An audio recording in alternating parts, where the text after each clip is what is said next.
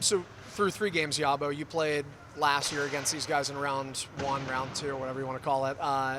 How is this series different and similar maybe from a year ago? I think it's pretty similar. I was actually doing the math in my head last night. I feel like we've played them close to 30 times in the last 2 years, 12, 5, and 4 so far.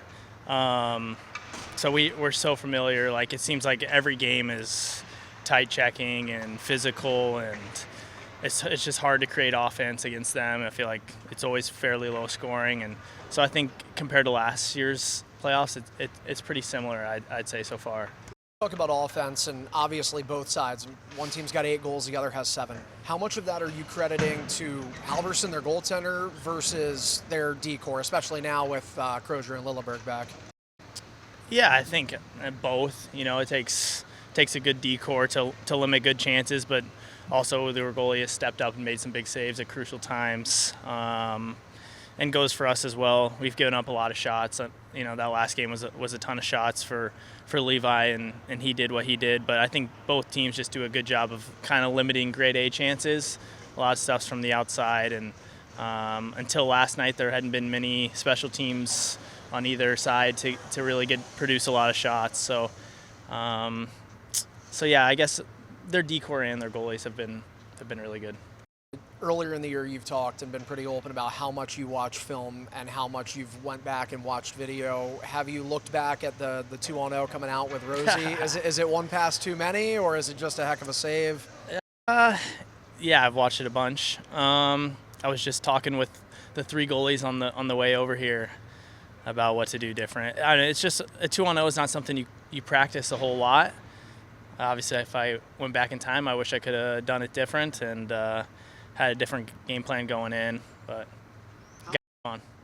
And in terms of moving on, I mean, what does the off day in between games look like, especially after you play 91 minutes of hockey Thursday night? I think yesterday was a little bit different than maybe a typical day, just because of the double overtime and everyone was pretty beaten up and worn down. So it was really just a rest day, recover, just try to get as much food and water in as you can, and take a nap and sleep in, and just try to shut the brain off for a little bit and get ready for today.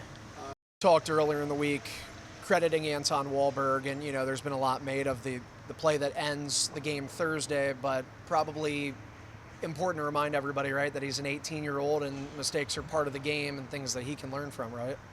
I mean, we had plenty of turnovers throughout the game that could have ended up in the back of our net. Like, you can never put the blame on one specific one. Obviously, we're all trying to limit any sort of turnover, especially like inside the blue lines or through the neutral zone. Those end up being the most dangerous, going the opposite way. And unfortunately, that one went in. But he's a heck of a player, and he's I feel like he's only getting better as he's been here, and he's gonna be a really good player.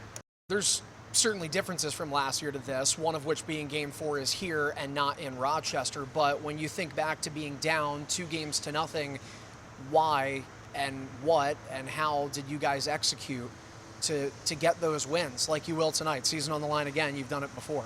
Yeah, against the wall situations. We've had some success in the past, and it comes with experience and just taking it one at a time, one game at a time, and not looking ahead. And tonight's the only game that matters. You're just not worried about trying to win anything other than what we can in front of us, and that's here today.